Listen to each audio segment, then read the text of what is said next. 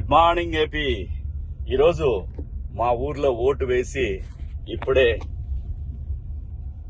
గుంటూరు, విజయవాడ, మా చుట్టుపక్కల గ్రామాలు అన్నిట్లో పోలింగ్ ఎలా జరుగుతుందని చూద్దామని వెళ్తున్నా. ఫస్ట్ టైం ఇలాంటి ఫీలింగ్ అండి, ఎప్పుడు లేదు ఇలాగా. ఆంధ్రప్రదేశ్లో చాలా ప్రత్యేకమైన ఎన్నికలు ఇవి. ఈ రాష్ట్రానికి రాజధాని లేదు, ఈ రాష్ట్రానికి పోలవరం లేదు, ఈ రాష్ట్రంలో పరిశ్రమలు లేవు. కానీ నేను చూస్తున్నాను, ఇంకా మూర్ఖత్వంలోనే ఉన్నారు. కులాలు అనుకుంటా, మతాలు అనుకుంటా మూర్ఖత్వంలోనే కనిపిస్తున్నాయి బూతుల దగ్గర అక్కడక్కడ. చాలా దుర్మార్గం ఇది. దయచేసి ఎవరైనా ఓటు వేయని వాళ్ళు ఉంటే ఓటు వేయడానికి వెళ్ళండి. ఓటు వేయకపోతే చచ్చిపోండి సార్, అమ్మా చచ్చిపోండి, ఏం ప్రాబ్లం లేదు. వెనకాల చాలా మంది ఉన్నారు పుట్టేవాళ్ళు.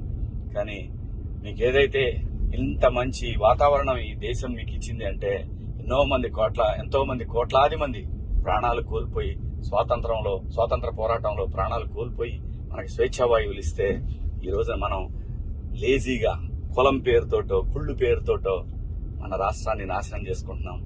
ఓటు వేయకుండా బాధ్యతారహితంగా ఉంటున్నాం. దయచేసి ఓటు వేయండి. మీరు ఎవరికి వేసుకుంటారో మీ ఇష్టం. ఒక మంచి నాయకుడిని ఎన్నుకోండి. మంచి రాష్ట్రాన్ని తయారు చేసుకుందాం. రాబోయే తరాలకు ఒక బంగారు భవిష్యత్తునిద్దాం. రండి, అందరూ ఈ పండుగలో పాలు పంచుకోండి. Thank you AP.